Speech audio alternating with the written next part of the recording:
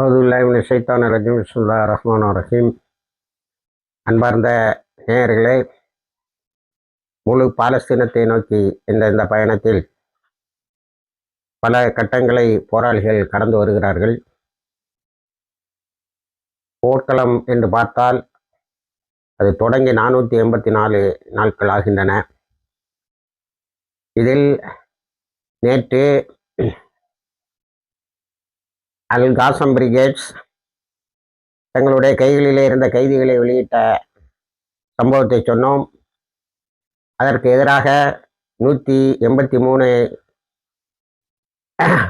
பாலஸ்தீன கைதிகளை இஸ்ரேலில் இருந்து விட்டார்கள். அதில் 111 பேர் காசாவில் இருந்து என்பதை நாம் குறிப்பிட்டோம். அதை வெளியிட்ட போது இஸ்ரேலுக்கு ஒரு அதிர்ச்சியோடு வெளியிட்டு இருக்கிறார்கள். அது அமெரிக்காவை சார்ந்த அந்த கைதியை வெளியிடுகின்ற போது, சிகால் என்ற அந்த கைதியை வெளியிடுகின்ற போது அவர்கள்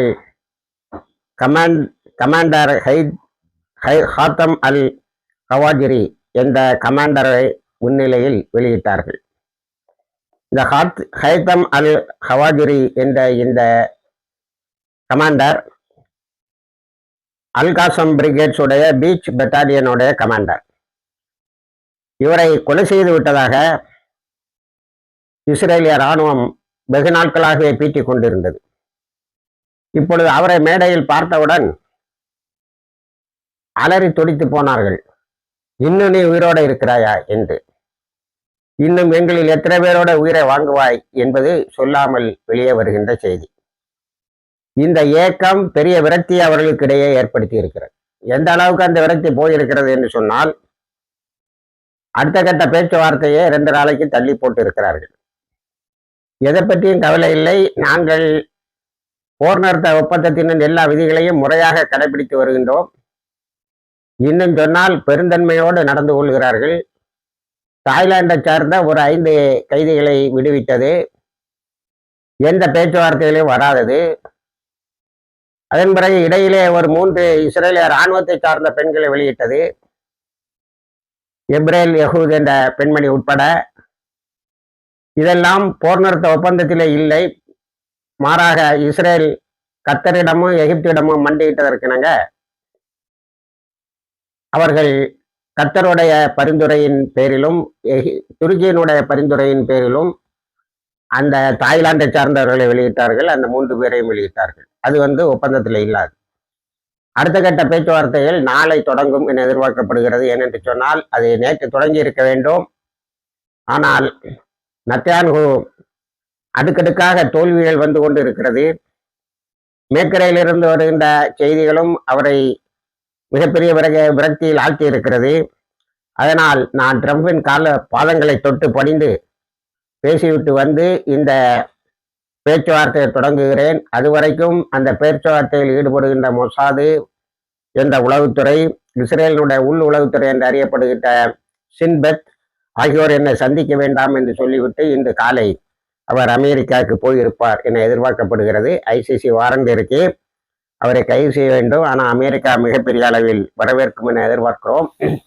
ட்ரம்பே ஓரளவுக்கு கலங்கி போயிருக்கிறார் காசாவினுடைய போக்குகளை பார்க்கின்ற போது. அந்த கைதிகளை விடுகின்ற போதும், இந்த காசாவை சேர்ந்த 111 பேர் காசாவுக்கு வருகின்ற போதும் ஏராளமான மக்கள் குழுமி அவர்களை வரவேற்றதும், கண்ணீரும் கம்பளையுமாக அவர்கள் தங்களுடைய குடும்பத்தோடு சேருவதும், அவர்களின் உடலிலே இஸ்ரேலுடைய சிறைகளில் ஏற்பட்ட சித்திரவதையின் தடங்கள் தெரிவதும், அவர்கள் உடனே மருத்துவமனைகளுக்கு அனுப்பப்படுவதும் எல்லாம் எல்லோரையும் கலக்கி இருக்கிறது.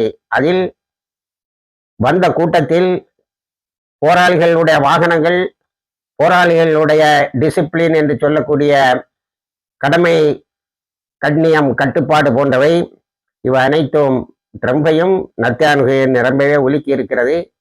செய்திகளை போடுகின்ற ஊடகங்கள் எல்லாம் வாய்வுலர்ந்து பாராட்டுகின்றன. வால் ஸ்ட்ரீட் ஜேர்னல் ஒரு தனி கட்டுரையை எழுதிவிட்டது.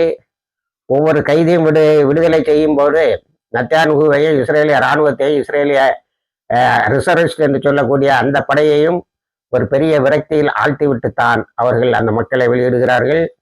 இப்பொழுது என்ன கோஷம் என்று சொன்னால், Hamas is Gaza, Gaza is Hamas, Hamas தான் காசா, காசா தான் ஹமாஸ் என்று வால் ஸ்ட்ரீட் ஜேர்னலே, அதாவது வரிந்து வரிந்து பொய்யை எழுதி கொண்டிருந்தது.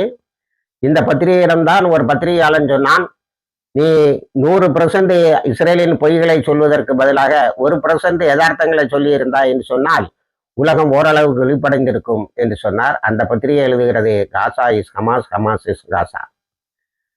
அந்த மக்கள் கூட்டமும் அந்த கைதிகள் விடுவித்த வந்த கைதிகளை வரவேற்றதையும் பார்க்கின்ற போது அவர்கள் பெரிதாக பட்டினி கிடந்ததெல்லாம் நமக்கு தெரியவில்லை. அதன் பிறகு ஹமாஸ் இன்னும் எந்த அளவுக்கு பலமாக இருக்கிறார்கள் என்பதை ட்ரம்ப்பும் பாராட்டி இருக்கிறார், உலக ஊடகங்களும் பாராட்டி இருக்கிறது. ஆக ட்ரம்புடைய காசா கிளீனிங் என்று சொல்லக்கூடிய காசாவில் இருந்து மக்களை வெளியேற்றுவது என்பது நிச்சயமாக நடக்காது. நேற்று 21 அரபு நாடுகள் ஒன்று கூடி உன் திட்டத்தை குப்பையிலே போடு என்று சொல்லி இருக்கிறார்கள். கொஞ்சம் தைரியம் வந்தது போல தெரிகிறது. ஆனால் அமெரிக்காவின் பெயரை சொல்லாமல் காசாவில் இருந்து மக்களை வெளியேற்ற மாட்டோம் என்று மட்டும் சொல்லியிருக்கிறார்கள். ஏனென்று சொன்னால் அவர்களுடைய பேரிறைவன் ட்ரம்புக்கே பயந்து அவர்கள் இந்த அறிக்கையை விட்டிருப்பார்கள் போல் தெரிகிறது. ஆனால் ஹமாஸ் உறுதியாக இருக்கிறது. அல்லாஹ்வை வைத்து முன் போராடுகின்ற கூட்டம் பலமாகவே இருக்கிறது. ட்ரம்புக்கு அந்த கதையெல்லாம் அங்கே நடக்காதுங்கிறத தெரிஞ்சுக்கோ என்பதை பல வழியாக தெரிவித்து விட்டார்கள். அடுத்தது ரஃபா கிராசிங் ஓப்பன் ஆகிவிட்டது. ரஃபா கிராசிங் ஓப்பன் ஆனதில் 50, நாம் சொன்னது போல 50 குழந்தைகள் மருத்துவ சிகிச்சைக்காக எகிப்து, அங்கிருந்து பல்வேறு உலக நாடுகளுக்கும் செல்ல இருக்கிறார்கள். முழு பாலஸ்தீன வெற்றி, முழு ஆளுமை பெற்ற பாலஸ்தீன வெற்றி என்பது கைகூடி வருகிறது என்பதை அறிவிக்கும் விதமாக இந்த ஹேக் குரூப் என்று நான் நேற்று சொன்னேன், ஐசிசி ஐசிஜே எல்லாம் இருக்கக்கூடிய அந்த இடத்தில் ஆரம்பிக்கப்பட்ட அந்த குரூப் இப்பொழுது 9 நாடுகளை கொண்ட அணியாக மாறி இருக்கிறது. Chile, Bolivia, Senegal, South Africa, Malaysia, Colombia, Namibia போன்ற நாடுகள் எல்லாம் அதில் சேர்ந்திருக்கிறது. அது மட்டுமல்ல, அவர்கள் கோஷமாக Palestine, we will make it real in the world, தனி பாலஸ்தீனத்தை இந்த உலகத்தில் நடக்கக்கூடிய செயலாக ஆக்கி காட்டுவோம் என்று சொல்லியிருக்கிறார்கள். அவர்களுடைய இயக்கம் வளர்ந்து கொண்டே இருக்கிறது. உலகமெங்கும் அது பரவுகிறது. மக்களுடைய கருத்துக்களை ஏற்றுக்கொண்டிருக்கிறது. நேற்று அமெரிக்காவில் நடந்த பல ஊர்வலங்கள், ஒவ்வொரு சனிக்கிழமையும் உலகம் முழுவதும் உள்ள தலைநகரங்களில் பாலஸ்தீன மக்களுக்காக போராட்டங்கள் நடைபெறுகின்றன. அமெரிக்காவில் இருந்து நடந்த அந்த போராட்டத்தில் மக்கள் முழு பாலஸ்தீனத்தை சொல்லி வலியுறுத்தி இருக்கிறார்கள். அதுபோல இஸ்ரேலுடைய பந்தேரிகள் நடத்திய கலவரங்களின் அடிப்படையில் அந்த கிரிமினல்ஸுக்கு பொருளாதார தடை விதித்திருந்தது பைடன் அரசு. அதை ட்ரம்ப் வந்தவுடன் அகற்றுகிறேன் என்று சொன்னார். ஏனென்று சொன்னால் காசாவில் நடந்த போர் நிறுத்தம் மிகப்பெரியதொரு தோல்வி. இனி இஸ்ரேலுக்கு வாழ வழியில்லை என்பதை இப்பொழுது ட்ரம்ப் தெரிந்திருக்கிறார் என்று அறிகிறோம். அதனால் அவர் இஸ்ரேலை தாஜா பண்ணும் விதமாக அந்த வந்தேரிகள் மீது இருந்த பொருளாதார தடையை நீக்கினார். நேற்று நடந்த போராட்டத்தில் அந்த பொருளாதார தடையை நீக்கியது தவறு. ஆகவே அந்த பொருளாதார தடையை அந்த வந்தேரிகள் மீது போட வேண்டும் என்று சொல்லியிருக்கிறார்கள். இது நடந்திருக்கிறது. அதன் பிறகு ஹமாஸ் இன்னொரு மரண அடியை கொடுத்திருக்கிறார்கள். அது என்னவென்று சொன்னால், ஜபாலியாவில் கான் யூனிஸில் வைத்து 2 பேரை விடுகின்ற போது பின்னாடி இருந்த பதாகையில் Jabalia is the graveyard of special unit என்ற ஒரு இதை வைத்திருக்கிறார்கள். முகமது டைஃப் அது போன்ற ஷஹீதுகளுடைய படங்களை வைத்திருக்கிறார்கள். இதையெல்லாம் வைத்துக்கொண்டு மேலநாட்டு பத்திரிகைகள், குறிப்பாக Wall Street Journal, New York times போன்றவை என்ன சொல்கிறது என்று சொன்னால், ஹமாஸ் பல்வேறு விதத்தில் எல்லா மக்களாலும், மேற்கரை மக்களாலும் உலக மக்களாலும் ஏற்றுக்கொள்ளப்பட்ட ஒரு அமைப்பாக, அவருடைய அனுதாபத்தையும் அன்பையும் ஆதரவையும் பெற்ற ஒரு அமைப்பாக மாறிவிட்டது என்று சொல்லியிருக்கிறார்கள். அதன் பிறகு இந்த கைதிகளை அவர்கள் வரவேற்கின்ற போது ஷஹாதத்து பற்றிய பாடல்கள், அரபு பாடல்களை பாடி அதை வேற அந்த மக்களுக்கு உணர்வூட்டக்கூடிய வகையிலே செய்திருக்கிறார்கள். அதுபோல பல நிகழ்வுகள், இதையெல்லாம் மிக அழகாக ஏற்பாடு செய்கிறார்கள். நேற்று காசா சிட்டி, காசா அதில் ஒரு கோட்டை, அந்த கோட்டையின் முகப்பை மிக அருமையாக வடிவமைத்திருந்ததை எல்லாரும் பாராட்டுகிறார்கள். அதனால் தான் சொல்கிறார்கள் Gaza is Hamas, Hamas is Gaza என்று அந்த கோஷத்தை முன்வைக்கிறார்கள்.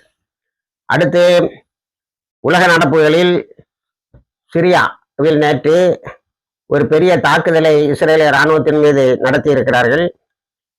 அதை செய்வது யார் என்பது இப்பொழுது வெளியே வந்துவிட்டது. அது யார் என்று சொன்னால் அந்த குழு இஸ்லாமிக் ரெசிஸ்டன்ஸ் ஃப்ரண்ட் இன் சிரியா என்ற தலைப்பில் வருகிறது. இஸ்லாமிக் ரெசிஸ்டன்ஸ், இஸ்லாமிய போராளிகளின் குழுமம் அல்லது ஃப்ராண்ட் முன்னணி, இஸ்லாமிய போராளிகளின் முன்னணி சிரியாவில் ஈரான் சொல்லிக் கொண்டிருந்த வேலையை செய்திருக்கிறது என்று நினைக்கிறோம். ஆனால் இதில் நாம் முந்திக் கொண்டு ஈரானை சொல்வதற்கு முன்னால் இதில் அவர்கள் ரொம்ப சாதுரியமாக இந்த ஹெச்டிஎஸ் என்று சொல்லக்கூடிய ஹயாத் தஹ்ரீர் ஷியாம் அணியைச் சார்ந்த பலரை அதில் சேர்த்திருப்பார்கள் என செய்திகள் செய்கின்றன, உறுதி செய்யப்பட வேண்டும். நேற்று அல் குனாண்டா என்ற இடத்தை, ஒரு பெரிய இடத்தை இஸ்ரேல் ஆக்கிரமித்து வைத்திருந்தது. பீரங்கிகளை சுற்றி நிறுத்தி இருந்தது. அவற்றையெல்லாம் அடித்து தகர்த்து விட்டு இஸ்ரேலை பின்வாங்க செய்திருக்கிறார்கள்.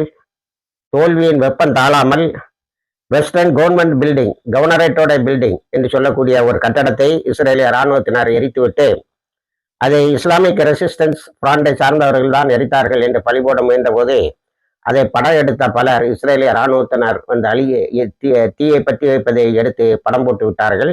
அதனால் அவமானப்பட்டு நிற்கிறது.